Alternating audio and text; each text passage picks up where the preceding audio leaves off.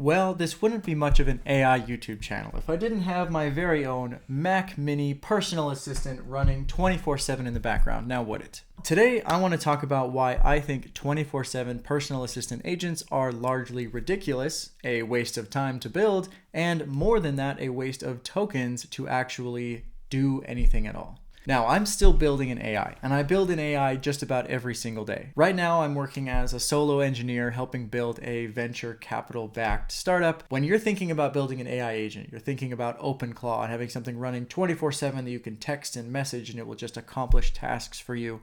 I think that is a very poor use of the current skill set of AI. So before I get into the tools that I built for myself, I want to talk about this AI agent concept in general and where OpenClaw seems to kind of fall flat.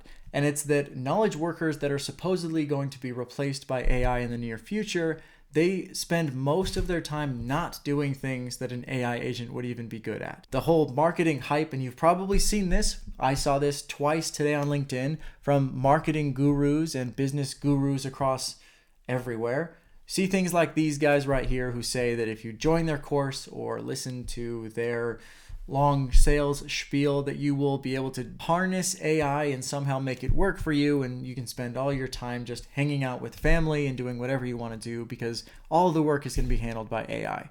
Now, while that might just be a marketing ploy, I feel like it is very intentionally inaccurate and deceptive because the actual value add from AI is not built because you can just pass off all of your work to AI. So I'll give it more of a concrete example with something that I'm actually using today. So in Notion, I have a whole system built out for our architecture for our entire code base. So everything that exists that is code for the startup I'm working on is documented in Notion. If you've spent any time in engineering, you know that the documentation process is easily the worst part of the job. It's terrible, it's no fun, and then as soon as you make a code change, which is what your real job is, that documentation is now out of date and probably less valuable than just reading the code. So there's always this push and pull between, do I keep the documentation up to date and spend my time on that, or do I actually write the code and build the features that actually matter? So what I decided to do is, if I had all the time and money in the world, I would actually spend the time and update the documentation. So let's build something in AI that can do that for me.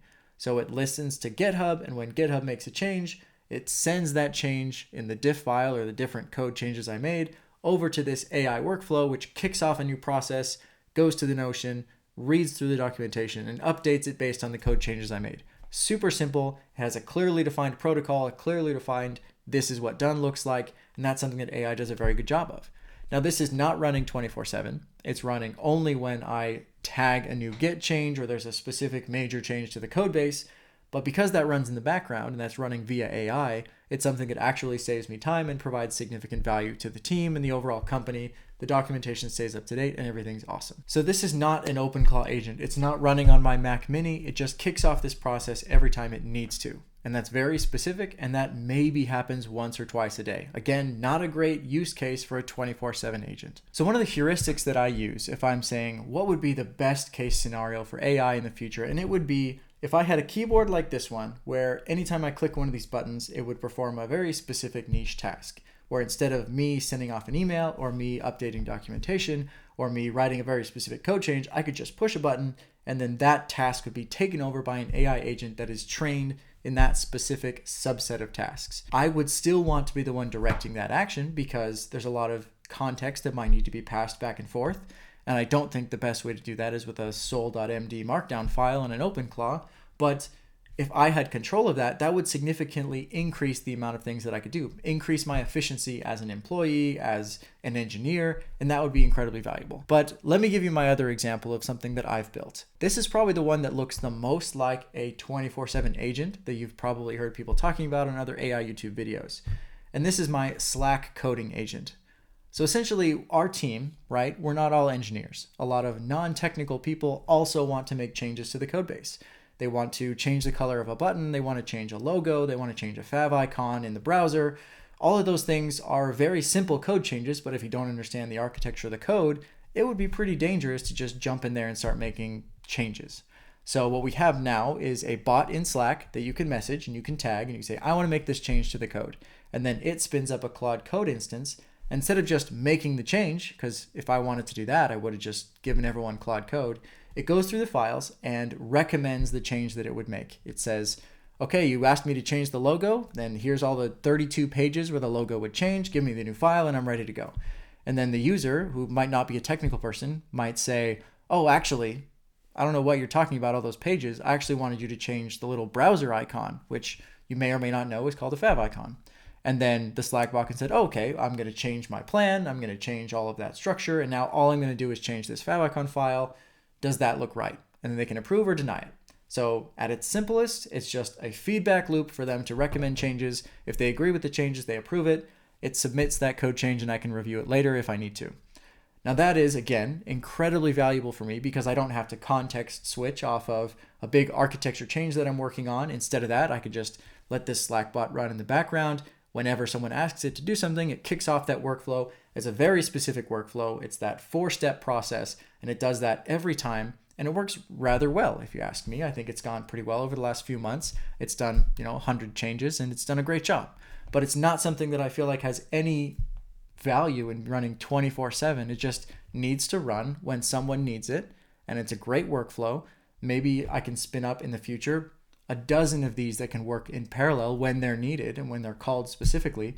But having something running 24/7 in the background, just polling constantly for random changes, doesn't hit the same goal. And the marketing for these AI agents, these 24/7 assistants, is always that they're just going to take work off your plate and do things for you and become these masterful employees where they just don't have that skill set. And I feel like that marketing is wildly overblown. So those are two of the areas where I think AI workflows with very specific skills, very specific prompts, and guardrails are incredibly useful.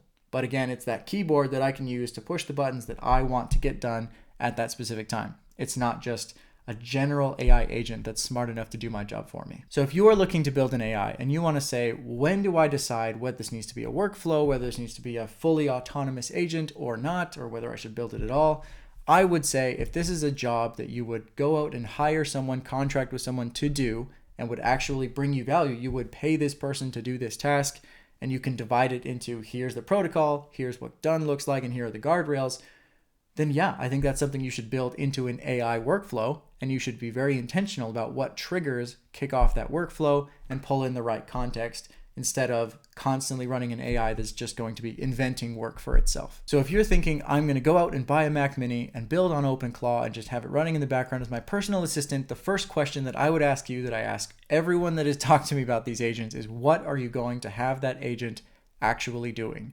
And if it's not something that needs to be run 24/7, which honestly it probably isn't, then I think the feedback should be, why would you not build that as an automated workflow that can run on a specific trigger and doesn't need to have this massive infrastructure and risk of something that's running 24/7. So to sum up my little rant today, I would say that AI agents are not useless, but the workflows behind them are the only value that they provide.